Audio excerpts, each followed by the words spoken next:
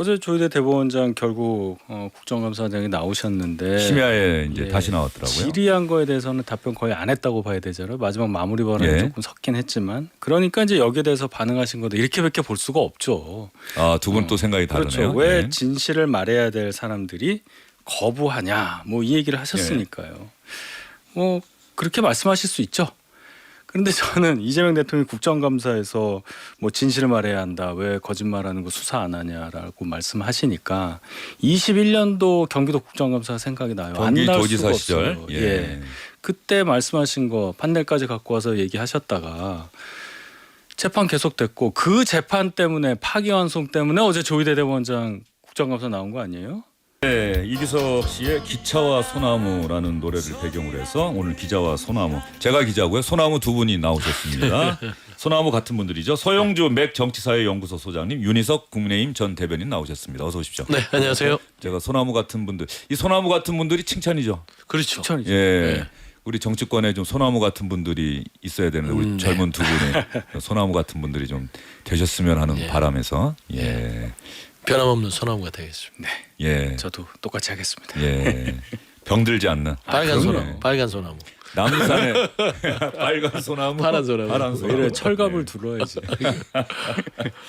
그 진짜 우리가 오늘 아까 광고 나갈 때 잠깐 얘기를 했는데 각 당의 색깔이 있잖아요. 예. 붉은색, 국민의힘이 붉은색, 네. 민주당이 푸른색. 푸른색이죠. 예. 이게 혹시 넥타이 고르거나 이럴 때 그게 제약이 됩니까? 되죠.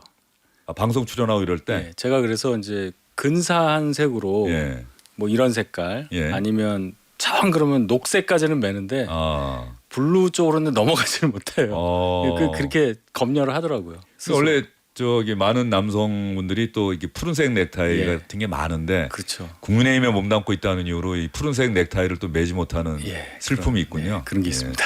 이게 이 색깔 자체가 이게 당을 나타내는 이미지로서는 쓰는 거를 반대하는 건 아닌데 예. 이게 어떤 그 당의 어떤 제약 조건으로 우리가 말하자면 저도 관성적으로 빨간색을 매면 좀 마음 변한 거 아니야 이런 오해들 하거든요. 예. 근데 그런 오해가 없도록 할 정도의 좀 자유로운 그 상징성으로만 있었으면 좋겠어요. 그러니까 저는 예전에 제안했던 게 좀 어떤 대의는 좀 상임위에서도 국민의힘 의원들이 파란색 넥타이를 메고 오고 민주당 의원들이 빨간색 넥타이를 메고 오고 그 다음에 그런 색깔의 제약 없이 아무 넥타이를 메고 오고 이래야 되는데 막 첫날 중요한 행사는 무조건 파란색, 네. 민주당은 저쪽은 무조건 빨간색. 별로 그래서 이게 관성적으로 막 행동할 수밖에 없는 것들이 좋은 건가 싶어요. 그럼에도 보면은 대통령이 되신 분들이나 아니면 정치 지도자급 대표급들은 가끔씩 그 정당의 색깔의 벽을 좀 뛰어넘는 경우도 있었어요. 보면. 그렇죠. 이재명 예. 대통령님도 이게 섞여 있는 예. 걸 막 하시고 요즘 통합 넥타이라고 네네. 그러면서요. 예. 푸른색, 붉은색 섞여 그렇죠. 있는. 예. 그게 이미 그걸 또 역으로 생각하면 예. 그런 식으로 만약에 이재명 대통령이 빨간색을 예. 메고 오면 뭐 통합의 표시인가 보다 이렇게 볼 수가 있으니까. 당원들이 좀 이렇게 유심히 보긴 하겠습니다만 그래도 다음에 혹시 두 분 저 주영진의 뉴스집에서 다시 만나면 네. 그때는 아예 정말 서로 색깔 한번 바꿔서 저는 넥타이 종종 메고 오시죠. 빨간색을 맵니다. 알겠습니다. 예. 오늘 주영진의 뉴스집격은 이재명 대통령이 오늘 국무회의에서 이재명 대통령이 국정감사 이야기를 부쩍 많이 하고 있습니다. 오늘 국무회의에서 국정감사와 관련해 어떤 이야기했는지 듣고 나서 이야기를 풀어가도록 하겠습니다. 저는 국정감사든 국회에 가서 국민을 대표하는 국회의원들한테 법률에 의해서 진실을 말해야 될 사람들이 거부한다든지 가서 대놓고 뻔뻔하게 거짓말한다든지 이거 절대 허용하면 안 된다고 생각해요.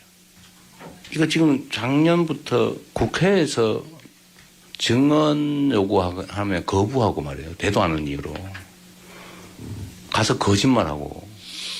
그런데 이거 계속 반복되고 있어요. 위증 사건 고발을 내가 알기로는 수없이 했는데 왜 수사를 안 합니까? 왜 그냥 내비두는 거예요? 내비두니까 계속 그러는 거 아니에요? 예, 국회 국정감사장에서 뻔뻔하게 거짓말 또는 증언을 거부하는 경우 또 그래서 위증죄로 고발되는 경우도 상당히 많이 있는데 왜 위증죄 수사 안 하고 내비두고 있느냐. 가만두고 있느냐라고 이재명 대통령은 국무회의에서 이야기를 했는데 왜 이 이야기를 했는지 기자들의 분석은 대략적으로 비슷하게 나오는 것 같아요. 조희대 대법원장 뭐 염두에 두고 한 이야기 같다고 하는데 지금 윤희석 전 대변인 하고 싶은 말이 좀 많은 표정인데 일단 서영주 소장님께 먼저 기회를 드리겠습니다. 아무래도 이제 조희대 대법원장이 이번 국정감사에서의 어떤 증인 채택 그런 논란들의 핵심이 됐기 때문에 지금 이재명 대통령의 발언이 조희대 대법원장을 염두에 둔 거 아니냐. 뭐 충분히 생각할 수 있다고 보는데요. 그건 아닌 것 같고 제가 봐서는 그건 아니다. 예. 이재명 대통령이 국정감사 시작하기 전에 공직자들이 국회를 대하는 자세에 대해서 한번 얘기를 했어요. 네. 국회에 가서 잘 협조하고 국정감사에 우리 국무위원들이 그다음에 공무원들이 답변할 부분들 성실하게 답변해라. 이 얘기를 먼저 깔았었어요. 그리고 나서 지금 이 두 번째로 어떤 위증 문제에 대해 수사를 해야 하지 않냐. 저는 사실상 본인도 이제 입법부에 있었고 야당의 대표까지 지낸 사람이기 때문에 그런 입장에서 국회와 행정부의 정확한 어떤 그 역할 분담을 해주라. 그 다음에 그 국무위원들 특히 공직자 자세를 늘 강조했잖아요. 네. 취임 첫날부터. 그래서 공직자는 국민들한테 봉사하는 것이기 때문에 책임 있는 자세로 어떤 그 공직에 임해야 된다라는 측면이라서 저는 조희대 대법원장을 염두했다. 그럴 것 같으면은 대놓고 할 수 있는 방법들이 있을 텐데 그건 아닌 것 같습니다. 그런데 국정감사가 어제 하루 진행됐잖아요. 어제 하루 진행되고 그 다음날 아침 국무회의에서 대통령이 왜 굳이 이런 이야기를 뻔뻔하게 국정감사장에서 거짓말하고 있다. 뭐 증언을 말도 안 되는 이유로 거부하고 있다. 이거 가만둬서는 안 된다는 취지로 이야기를 한 거여서 어제 도대체 무슨 일이 있었을까 생각해 보면 언론에 크게 보도된 건 조희대 대법원장 관련한 그런 얘기 아니었나 싶은데 어제 조희대 대법원장 결국 국정감사장에 나오셨는데 심야에 이제 다시 나왔더라고요. 질의한 거에 대해서는 답변 거의 안 했다고 봐야 되잖아요. 마지막 마무리 발언이 예. 조금 섞긴 했지만 그러니까 이제 여기에 대해서 반응하신 건데 이렇게밖에 볼 수가 없죠. 두 분 또 생각이 다르네요. 그렇죠. 왜 네. 진실을 말해야 될 사람들이 거부하냐 뭐 이 얘기를 하셨으니까요. 뭐 그렇게 말씀하실 수 있죠. 그런데 저는 이재명 대통령이 국정감사에서 뭐 진실을 말해야 한다. 왜 거짓말하는 거 수사 안 하냐라고 말씀하시니까 21년도 경기도 국정감사 생각이 나요. 안 날 경기도지사 수가 시절. 없어요. 예. 그때 말씀하신 거 판넬까지 갖고 와서 얘기하셨다가 재판 계속됐고 그 재판 때문에 파기환송 때문에 어제 조희대 대법원장 국정감사 나온 거 아니에요? 그것까지 생각하면 이게 그걸 뭐라고 해야 될까요? 세상 일은 참 연결이 잘 된다. 그 생각을 제가 안 할 수가 없는데 그게 제가 특이해서 한다기보다는 이재명 대통령이 과거에 국정감사에 뭐 피감기관 장이라든지 증인으로 나왔을 때 과연 어떠하셨는가를 되돌아볼 수밖에 없는 발언이었다고 저는 생각합니다. 예, 뭐 서영주 소장님 또 윤희석 전 대변인의 이야기엔 또 어떻게? 일단 뭐 사실 2심에서 그 발언에 대해서 무죄가 나왔죠. 그리고 조희대 대법원장이 5월 1일 그것도 조기 대선의 한 복판에서 사실 참 납득하기 힘든 이 절차 아주 급속도로 빠른 절차에 있어서 유죄 취지 파기환송을 합니다. 그게 문제가 된 것이죠. 사실 2심 무죄가 나왔는데 뭐 그 부분 때문에 이재명 대통령이 이실직고하라고 저런 말을 했을 거라고 생각하지는 않고요. 사실 전체 국감에서의 이 공직자들의 저는 국회를 대하는 태도에 대해서 얘기했다고 보는 게 마땅할 것이고 향후에 이제 내일 아마 김현지 부속실장에 대한 출석도 있는 것이고 사실 이재명 정부의 공직자들이잖아요. 그러면 그 공직자들의 처신을 제대로 해라. 우리 정부의 사람이라고 해서 봐주지 않겠다. 저는 그런 부분으로 좀 해석이 됩니다. 보태실 말씀 있습니까? 예, 저 그냥 퍼뜩 든 생각은 네. 왜 나와야 될 사람들이 안 나오냐 이 얘기잖아요. 그럼 김현지 실장 나올 것 같은데요. 야, 그런 의사 표시로도 생각을 저는- 할 수도 예. 있겠어요. 저는 나올 거라고 예. 계속해서 말하는데 환영합니다. 다 안 나온다고. 어제 나오신 두 분은 생각이 엇갈렸는데 오늘 두 분은 다 생각이 또 같네요. 김현지 부속실장 국감에 나올 거다.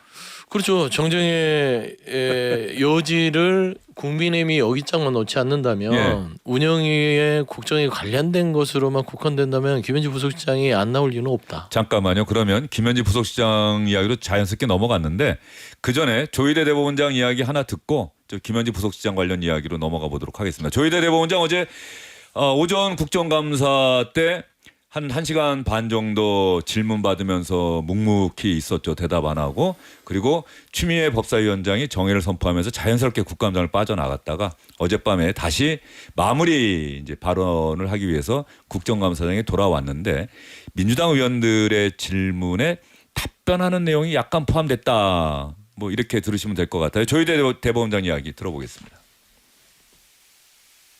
일절 사적인 만남을 가지거나 해당 사건에 대한 대화나 언급을 한 사실이 없었다는 점을 다시 한번 분명하게 말씀드립니다.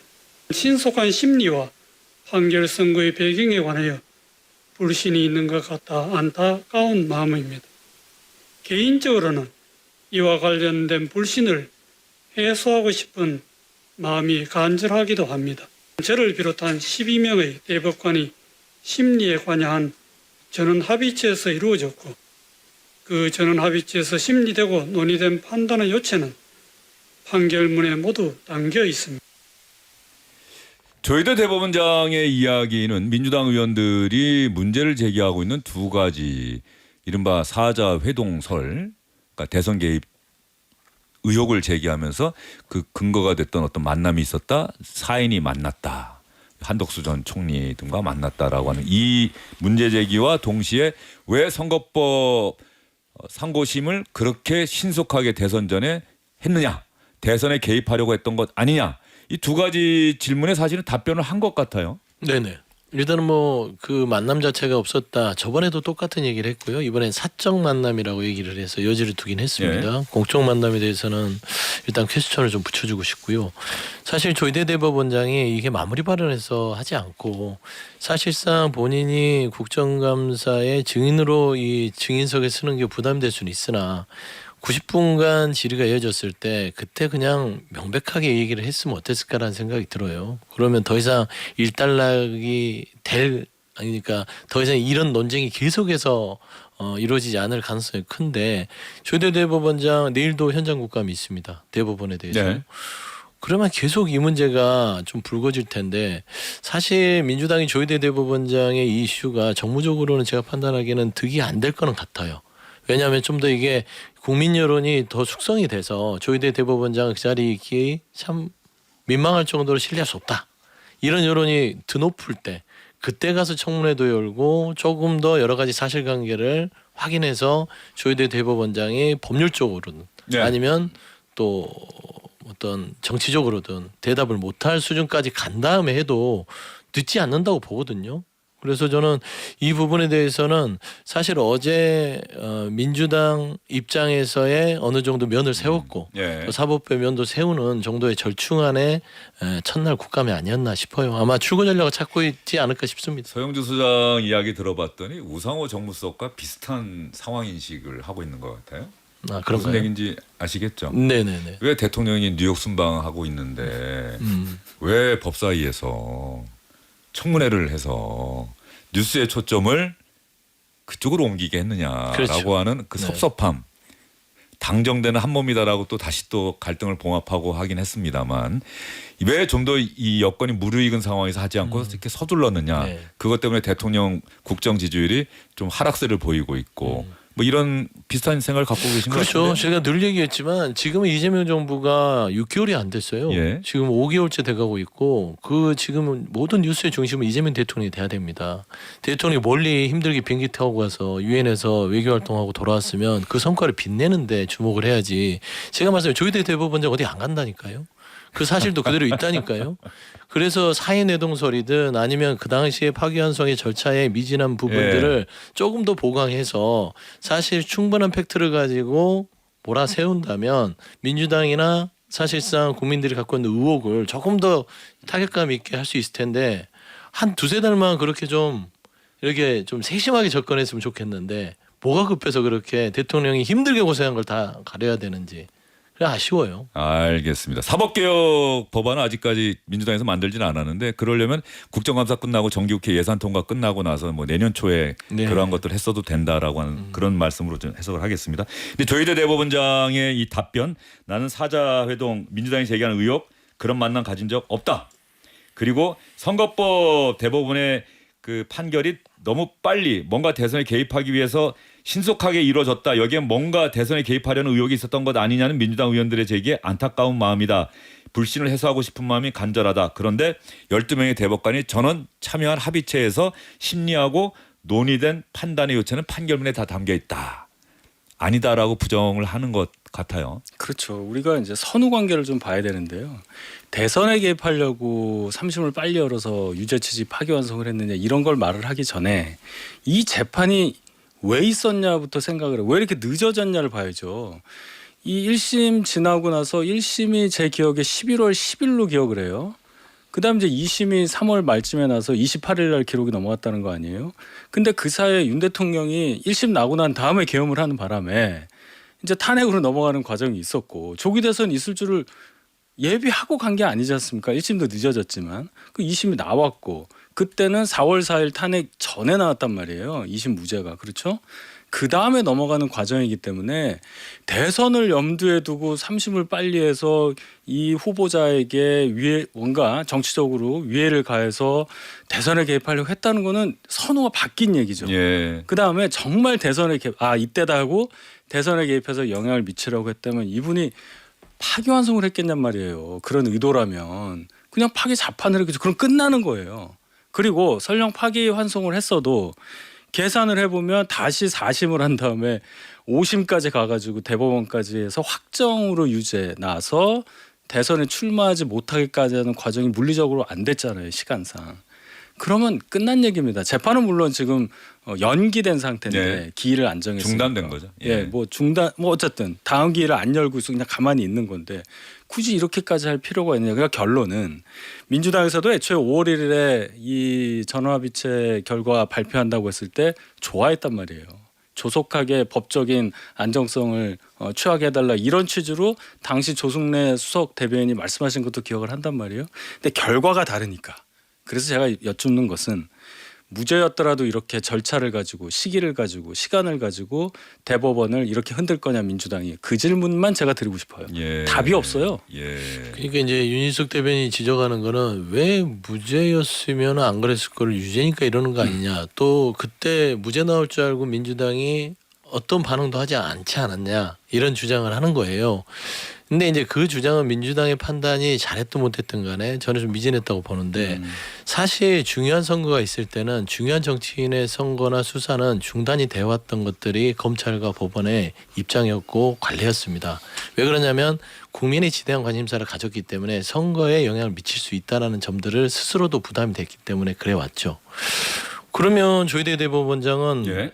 정말 뼛속까지 이 법조계에서 판사로 활동을 했고 본인이 이 같은 파기환송의 신속한 이례적인 결정이 선거에 어떤 영향을 미칠 거는 다 알고 있지 않았을까. 그게 이제 합리적인 의심이에요. 예. 지금 제가 이제 그 숙성을 좀 하라고 하는 것들은 국정감사를 통해서 좀 그 절차의 미진함들이 좀 드러나긴 했어요. 추미애 위원장이 제시했던 4월 22일 날 사건의 인수인계가 공문으로 돼 있던 거 4월 22일. 네. 천대엽 법원행정처장은 3월 28일부터 봤다라는 것이고 근데 3월 28일이 아니라 또 연구관은 3월 31일 날 기록이 넘어갔다는 것이죠. 그러면 전원합의체로 가기 전에 기록을 3월 28일부터 봤냐. 그것도 조금 마뜩하지 않지만 3월 31일 날 연구관한테 넘어갔고 또 인수인계 공문은 4월 22일이다. 그럼 이 자체가 조금은 더 정리를 하면 사실상 법원 행정처의 주장을 반박할 수 있는 논거를 만들 수 있어요. 그다음에 최근에 또 보면은 대법원이 최근 5년간 사건 접수부터 처리까지 35일 미만 소요된 대법원 형사사건이 1822건인데 이 중에서요. 사실 파기환송된 사건은 이재명 대통령 이 건 하나입니다. 그러니까 통계학적으로도 뭔가 조금은 납득할 수 없는 이례적인 상황은 맞다. 근데 이게 좀 더 숙성이 필요하지. 그냥 숙성 없이 조희대 대법원장을 강제로 앉혀놓고 말해, 고백해 하는 것들이 자칫 잘못하다가는 이게 무슨 아까도 얘기했듯이 이재명 대통령이 말 한마디가 무슨 압박을 주는 것처럼 볼 수 있다고. 이재명 대통령의 선거법 위반 사건에 대한 재판 지금은 중단된 상태고요. 뭐 12명의 대법관들이 있으니 저는 그 사실 관계 진실도 분명히 드러날 거예요. 저는 그렇게 생각합니다. 지금 당장은 좀 답답하고 뭐 양측의 주장이 계속 있는 상황이긴 합니다만 뭐 언젠가는 대법관들이 다 또 은퇴하고 나면 변호사가 될 것이고 뭐 언젠가는 다 얘기할 겁니다. 이게 정말 대선에 개입하려고 했던 것인지 아니면 12명 전원이 뭐 신속하게 재판 어제 천대엽 법원행정처장은 그런 얘기하는 것 같아요. 대법관들이 신속한 심리 필요하다는데 뭐 같이 인식을 같이 했다는 취지로도 네. 답변도 한 것 같고 네. 이게 사실인지 아닌지도 또 시간이 지나면 답이 나오지 않을까요? 그 이의를 제기했던 게 2명 있죠. 예. 반대 소수 의견을 낸 사람들. 소수 의견들. 예, 소수 이게 의견을 낸 충분한 사람들. 시간을 가졌으면 좋았겠다는 예. 의견을 냈죠. 예. 그렇다고 해서 절차적으로 이게 위법에 가까운 상황이었다는 말까지는 하지 않았어요. 그렇죠. 예. 그게 중요합니다. 예. 네. 결과적으로 이재명 대통령은 정치인의 그 운명에서 보면은 그러니까 검찰의 기소, 수사와 기소 그 두 차례나 사실은 법원에서 이재명 대통령의 정치적 생명이 살아났다. 경기도지사 때도 1심, 2심에서는 유죄가 나왔는데 그렇죠. 대법원에서 무죄 취지로 또 그때도 19년도에. 파기환송되면서 그 정치를 계속할 수 있게 됐고 이번엔 그 항소심 무죄가 결정적이었다고. 그렇죠. 그게 만약에 아니었다고 한다면은 1심에서는 유죄였잖아요. 그렇죠. 이거 참 보면 모르겠어요. 이게 참 한 치 앞을 내다볼 수 없는 그 사이에 더 결정적인 게 있었죠. 예. 계엄. 개요. 알겠습니다. 윤석열 전 대통령이 왜 12월 3일에 비상계엄 선포했는지 이 궁금증은 아직도 해결되지 않고 있는 것 같습니다. 왜 영원히 12월 3일 그날 밤이었는지 영원히 안 될 것 같습니다. 영원히 안 될 것 예. 같습니까? 누군가는 그 알고 있는 사람들이 있을 텐데 말이죠. 근데 왜 그날이었는지는 모르겠어요. 예. 아직 국민의힘에서도 이런저런 얘기들이 나중에 많이 나왔을 텐데. 근데 다 제가 볼 땐 석연치 않고요. 예. 모르겠습니다. 정말. 12월 3일 왜 그날이었는지 짐작도 안 가요. 짐작도 안 가고. 네. 뭐 한동훈 전 대표 측이 김건희 여사 특검법에 관해서 그 일주일 뒤에 표결이 있었는데 뭔가 움직임이 심상치 않다. 뭐 이런 얘기도 많이 하나의 근거로 제시가 되던데. 그렇다 하면 굳이 왜 화요일 밤에 했을까요? 금요일 밤이나 토요일에 했겠죠. 그런 것까지 어제 생각을 공개된 해야죠. 영상 보면은 국무위원들의 행동이 좀 뭐랄까요? 화들짝 놀라거나 충격을 받았다기에는 그 움직임 자체가 대단히 좀 정적이지 않았나 하는 생각이 좀 들어요. 너무 수동적이었죠. 예, 예. 제가 생각하기로는 뭔가 물리적으로 대통령을 좀 막는다던가 뭐 그런 게 있을 줄 알았어요. 저는 그렇게 알고 있었잖아요. 뭐 정진석 비서실장하고 한덕수 총리는 좀 막으려고 했었다. 뭐 이런 얘기도 있었잖아요. 근데 전혀 일단 그 화면에 정진석 비서실장은 안 계셨어요. 예. 그래서 이게 뭔가 싶습니다. 그 편집을 했다고는 하는데 네. 특검에서 뭐 조태열 전 외교부 장관 같은 경우는 막 그 기자회견 그 포고령 읽으려 계엄 선포를 하려 나갈 때 쫓아가면서까지 뭐 반대했다라고 하는데 그런 움직임이 어제 또 화면에는 안 보이더라고요. 예. 그래서 뭐 저는 그 특검이 그 12월 3일이었다는 동기도 같이 조사를 해줬으면 좋겠다. 근데 이제 윤석열 전 대통령이 아예 뭐 수사 자체를 거부하니까 본인에게서 들을 수 있는 얘기고요. 우리는 추측할 수밖에 없는 게 당시 김건희 특검을 앞서고 있었고 명태균 씨의 명태균 게이트. 그 예. 휴대폰의 어떤 황금폰. 아주 황금폰에서의 그 폭로가 바로 직전이었고 사실 그 김봉식 서울 전 경찰청장과의 만남에서 그 증언인 저는 아직도 가정사. 지극히 개인적 가정사 예. 이 단어였거든요. 예. 그러면 윤석열 전 대통령이 가정이 뭐 어머니하고도 별로 좀 드문드문했는데 결국엔 김건희 씨밖에 더 없지 않냐. 그 얘기 나왔으니까 사실은 오늘 이게 국정감사장에서도 얘기가 자꾸 되고 있는 건데 이건 국민의힘과 관련된 예. 이야기기도 해요. 민영삼 코바코 사장인가요? 예. 오늘도 아마 보니까 이건 그냥 뭐 준비 안 하셔도 네네. 다 답변할 수 있는 건데 비상계엄은 잘못됐다고 생각하는데 내란은 그 법원의 확정 판결 나오기 전까지 모르는 것 아니냐. 국민의힘 의원들이 계속 이런 얘기하고 있는 것 아닙니까? 막 붙을 때 보면 법사위에서 붙을 때 봐도 막 민주당 의원들이 내란 그러면은 어제 국방위 감사에서도 국방부 안규배 국방부 장관이 네. 내란이라고 표현하니까 성일종 국방위원장 국민의힘 소속인데 그거 갖고 계속 문제 제기하니까 또 민주당 의원들이 막 뭐라 그러는데 그러니까 비상계엄과 내란이 곧 결론이 그렇게 이어지는 건 아니다라는 게 국민의힘의 공식 입장인 것 같아요. 그러니까 내란이라는 것의 정의를 어떻게 보느냐 거기에 따라서 판단이 다를 수 있는데 어쨌든 이게 국토를 참전하고. 참전하거나 국헌을 문란시킬 목적으로 폭동을 일으키는 걸 내란이라고 그러잖아요. 그러면 이제 계엄 선포 행위가 이제 군인을 동원해서 질서 유지를 하는 거 아니에요? 두 가지가 있죠. 대통령의 비상 대권인 측면이 있고 그렇죠. 동시에 또 국헌 문란이 그렇죠. 자, 네. 국헌 문란까지 인정한다 하더라도 그게 폭동이냐? 뭐 이런 군인들을 것까지 국회에 투입시킨 거. 예, 이제 그렇게 이제 따지고 보면 아니 비상대권을 행사함에 있어서 수반되는 행위인데 이걸 내란까지 할 이유가 있느냐? 집권자가 어떻게 내란을 일으키느냐? 친위 쿠데타도 아니고 이제 이런 얘기까지 가니까 내란이라는 단어가 굉장히 자극적인 것도 겸해서 저희 당에서는 비상계엄 선포 행위는 내란이다라는 등식에 굉장히 거부반응을 가질 수밖에 없죠. 저도 뭐만 하면 내란이라고 하니까 뭐 내란 세력이다. 심지어 내란이 묻었다는 말까지 해요. 민주당에서는. 그것은 저는 과하다고 생각합니다. 예, 이 얘기는 오늘 이재명 대통령이 오늘도 국무회의에서 안규백 국방부 장관에게 비상계엄 내란에 조금이라도 가담한 사람들은 승진을 설사시켰다고 하더라도 나중에 네, 배제해야 된다, 취소해야 된다라고 이야기를 하고 이거는 확실하게 종식해야 된다라고 이미 대통령과 민주당에서는 다 내란이라는 표현을 쓰고 있단 말이에요. 근데 국민의힘이 내란의 경기를 일으키는 거는 이해를 합니다. 지겹겠죠. 벗어나고 싶은데 계속 꼬리표처럼 붙어 있으니까. 근데 국민의힘 스스로 돌아봐야죠.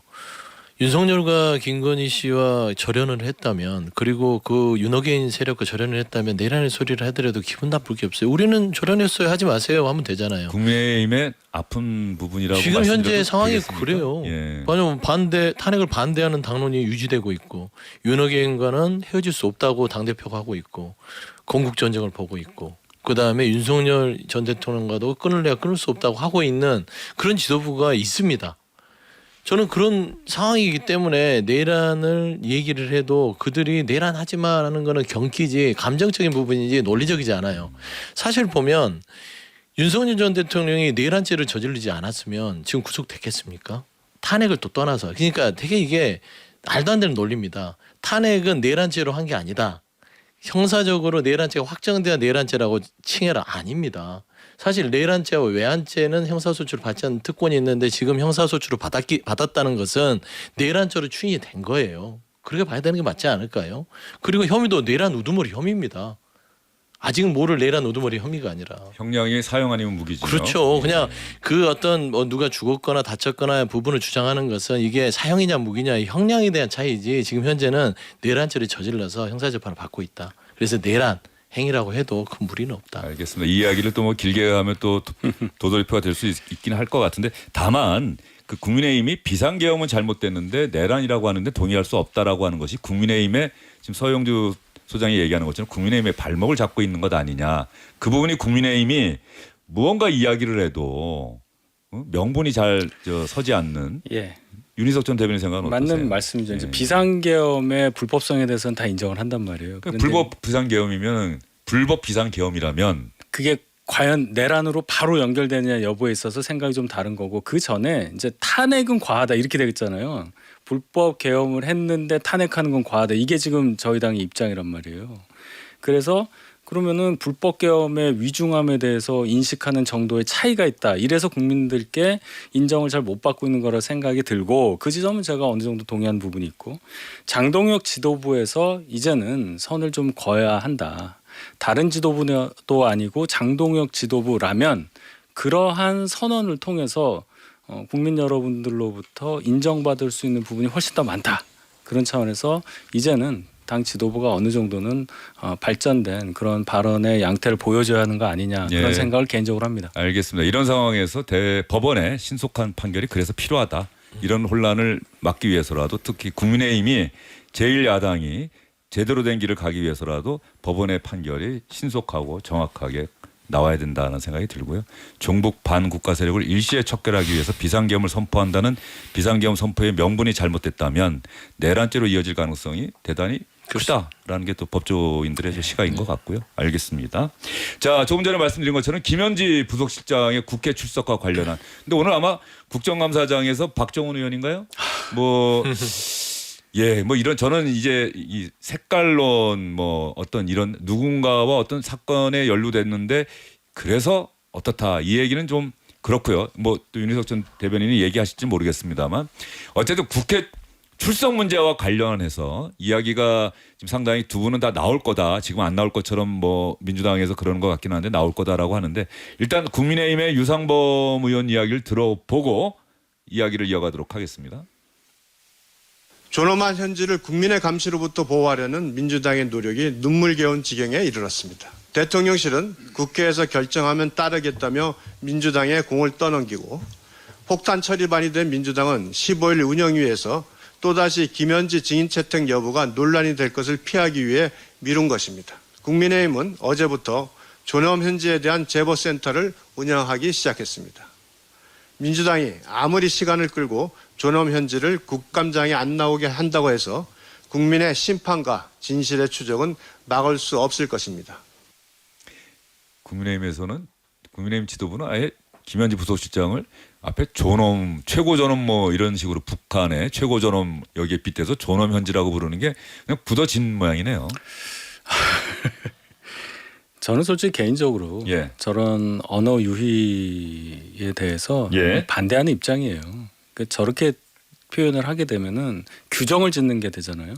우리가 규정 짓기 전에 논리적으로 이러이러하다라는 거를 밝혀낸 이후에 네. 명명을 해도 늦지 않죠. 근데 지금 김현지 씨에 대해서 우리가 아는 게 거의 없어요. 지금 뭐 사실 뭐 어느 대학 나온지도 잘 모르잖아요. 뭐 저기 박원석 예, 박원석 의원 얘기 이 다르고 얘기해서, 김장겸 의원 얘기 예. 다르고 그 정도인데 거기에 이제 존엄을 붙이려면 이분이 어떤 행위가 있어서 그게 지금 의혹이 불거져서 뭔가 스캔들처럼 나와야 되는 겁니다. 예를 들어 인사에 전횡을 했다든지 뭐 뭘 받았다든지 뭐 이런 거라도 나와야 이런 말을 할 텐데 지금 총무비서관 뭐 부속실장 그런데 이재명 대통령과 인연이 30년 가까이 됐다. 이거 하나만으로 존엄을 붙인다면 존엄 붙일 분들이 너무 많잖아요. 저마저도 이렇게 생각을 하는데 예. 일반 국민들께서 이 단어를 들을 때 어우 정말 장명을 잘했네. 신고센터 잘 만들었네 하실 수가 있을까. 물론 민주당에서 민주파출소 이런 거 만드니까 저희도 신고센터 만든다고 하는 예. 거겠지만 예. 실효성이 없지 않습니까. 예. 그런 면에서 좀 안타깝습니다. 민주파출소. 예. 알겠습니다. 존엄 현지 김현지 부속실장 관련해서 그 박정원 의원 친하시죠? 가깝습니다. 네.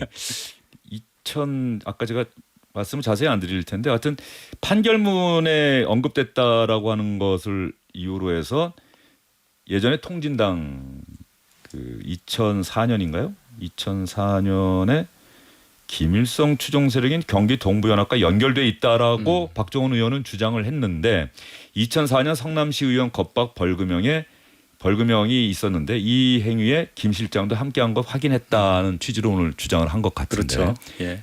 예. 그 박정훈 의원이 말씀하신 건 한 세 가지 정도로 예. 요약할 수 있어요. 말씀하신 것은 이제 김현지 씨가 당시에 이재명 변호사가 유죄 받았을 때 같이 가담했다. 그래서 뭐 그런 험한 말도 했었던 요게 하나 있고요. 예. 그다음에 말씀하신 그 통진당 관련해서는 김미 전 의원과 회합을 하는 이재명 과정에서 대통령이 어떤 시장 선거 때 단일화 예, 단일화해서 했던, 2010년에 성남시장에 당선이 되죠. 이재명 대통령이 그 과정에서 김미 전 의원 그때는 의원은 아니었지만 예.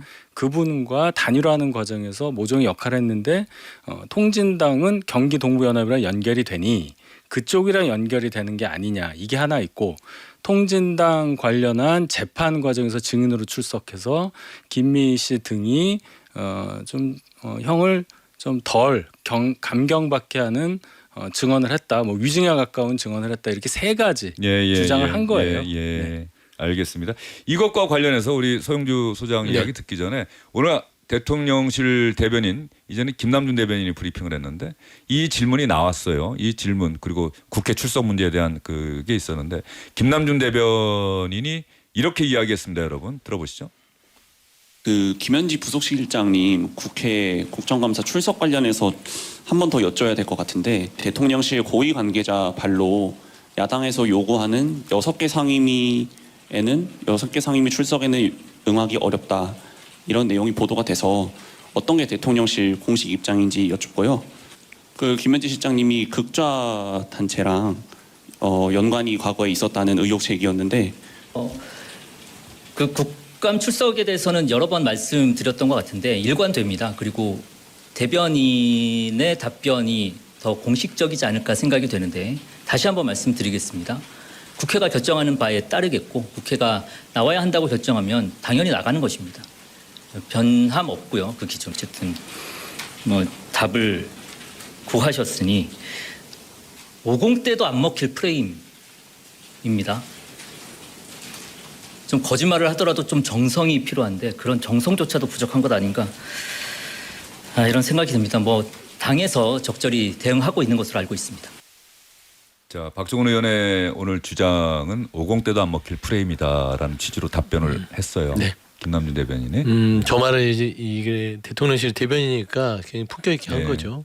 제가 이제 조금 더 품격을 낮추면 그 시도 안 먹기는 예. 정말 수준 낮은 그 공격이에요.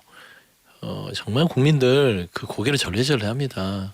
하다 못해 그 엮을 게 없으니까 간첩, 뭐 김일성을 추종하는 세력하고 있으면 간첩이라는 소리를 돌려서 한 거잖아요.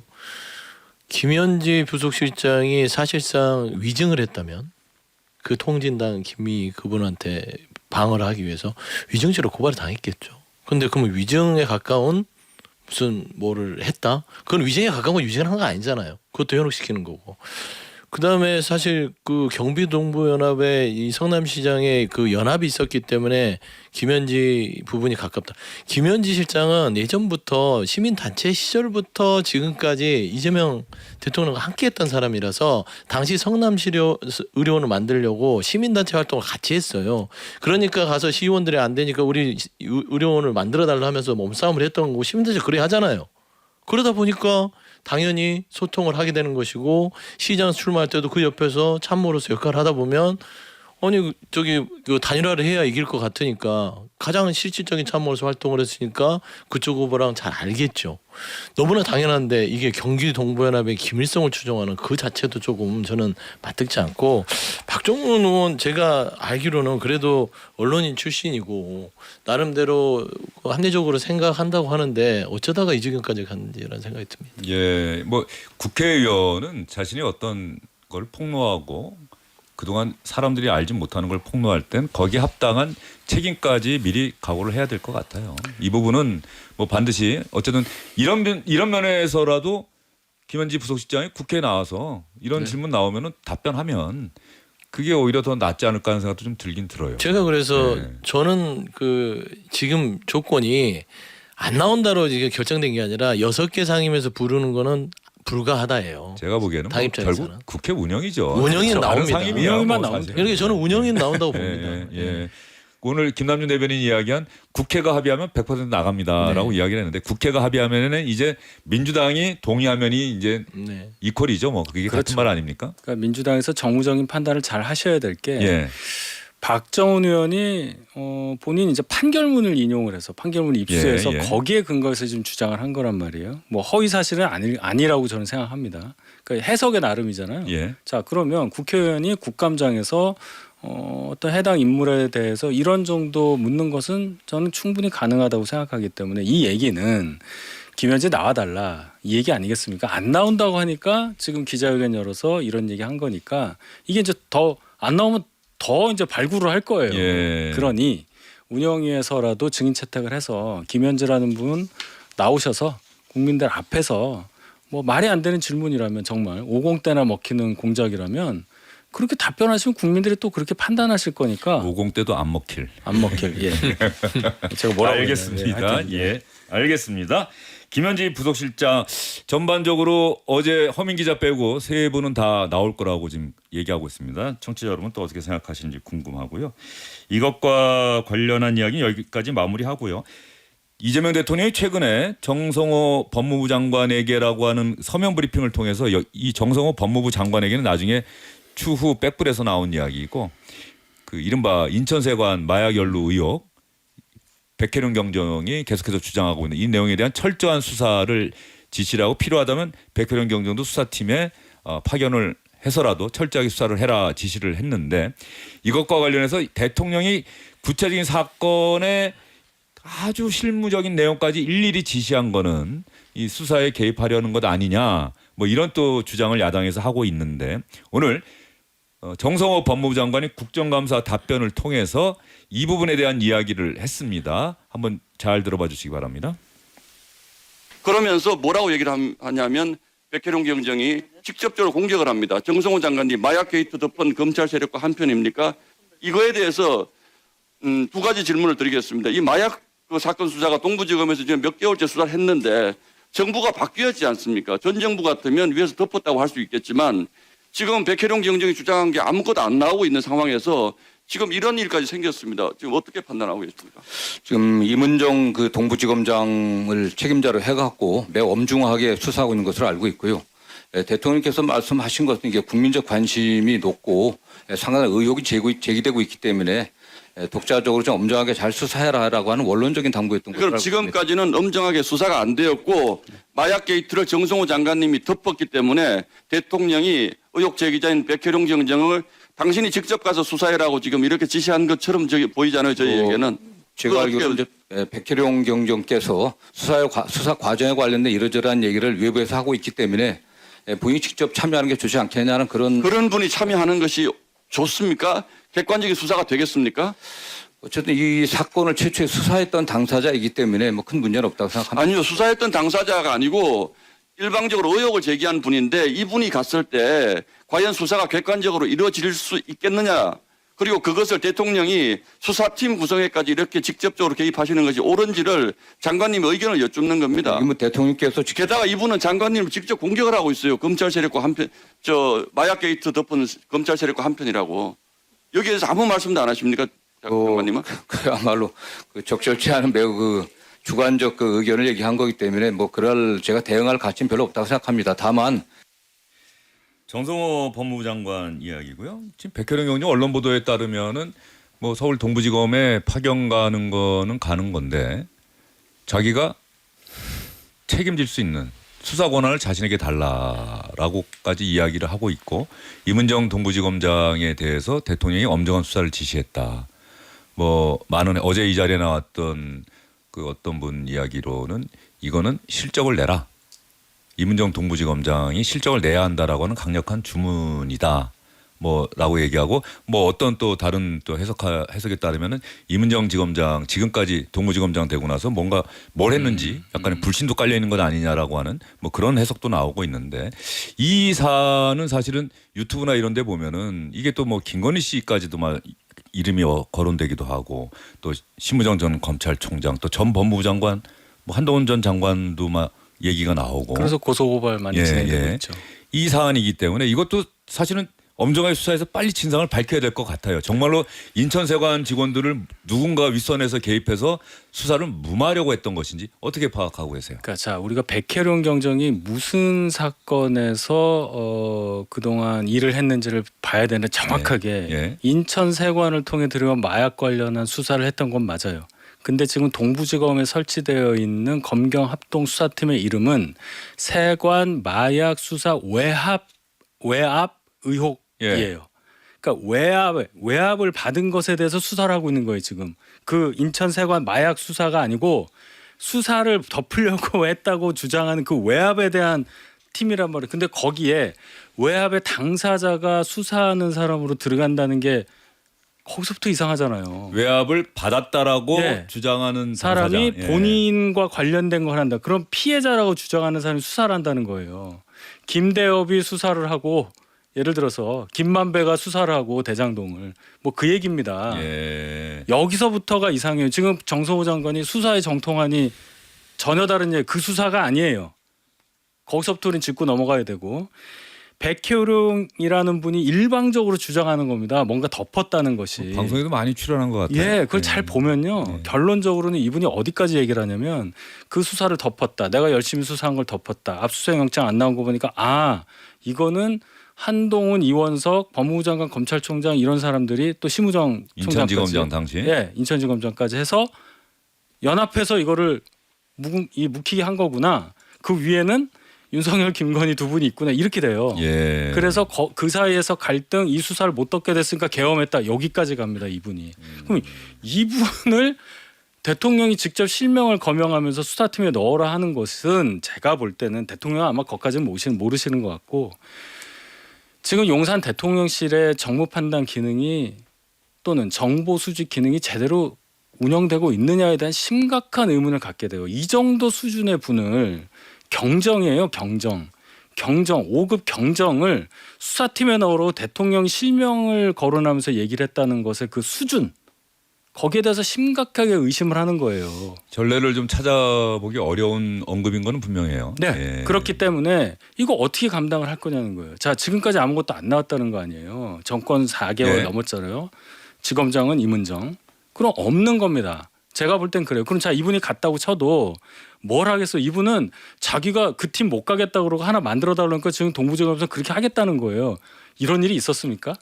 5급 사무관이? 알겠습니다. 자, 서영주 소장생은 어떠세요? 네, 뭐 이게 뭐 대통령이 세부지휘를 하는 건 아닙니다. 그 세부지휘를 하면은 부적절하다고 할 수 있겠으나 일반적인 담론에서 옛날에 뭐 보면은 역대 정부에서 뭐 조폭과의 전쟁, 뭐 금융범죄의 전쟁, 뭐 이런 거예요. 한동훈 법무부 장관 시절에도 따지고 보면 마약과의 전쟁 이런 것들이 하나의 큰 이 정부의 어떤 줄기로 선언적음이잖아요. 근데 이거는 이제 세관, 인천세관 직원들을 마약과 연결된 부분들을 빼줬다는 그런 외압 수사를 딱 지정해서 동부지검에 들어가 있는데 사실 이재명 대통령이 좀 답답해하는 것 같아요. 동부지검의 임은정 지검장이 이거를 맡았는데 몇 개월이 지나도 뭔가 그렇다한 국민적인 의혹을 해소해주지 못하고 있고 그러면 그 외압의 당사자, 외압의 안에서의 세부적인 내용을 받았던 백현원 경장 같은 좀 뭔가를 아는 수사팀이 들어가서 좀 뭔가 활력을 주는 게 어떻겠냐. 저는 그런 원론적인 입장에서 얘기를 했던 것 같고요. 예. 뭐 백현원 경장이 여러 가지로 본인이 수사의 중심에 있다가 좌천돼서 지구대까지 가면서 좀 여러 가지로 좀 그 감정적인 부분들의 발언들은 분명히 존재한다고 봅니다. 하지만 큰 틀에서 인천세관 마약 사건에 대해서는 가장 잘하는 사람이기 때문에 저는 동부지검의 이 사건에 뭐 어느 정도의 스포트를 할 수 있는 수사 인력으로는 저는 예. 뭐 손색이 없다. 그리고 알겠습니다. 한동훈 전 법무부 장관, 한동훈 전 국민의힘 대표 뭐 방송에 출연해서 이 백혜련 경정의 주장이 사실이라면 땡땡땡 한번 들어볼까요?